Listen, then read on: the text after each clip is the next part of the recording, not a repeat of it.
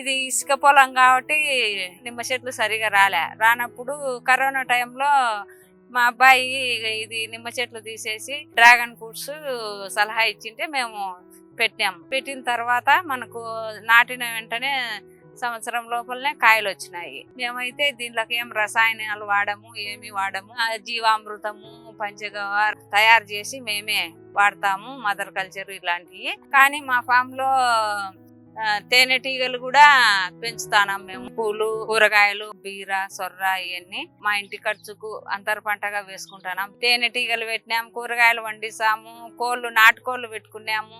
మనకైతే పండ్లు సైజు గాని ఆదాయం గాని బాగా వస్తుంది. తేనె కూడా మనం నెలకు ఒకసారి తీసాము. నెలకు ఒకసారి మనకు 100 కేజీలు పైనే వస్తుంది. సంవత్సరానికి 1 లక్ష వచ్చింది. రెండో సంవత్సరం 2 లక్షలు 3 లక్షలు అటు వచ్చింది.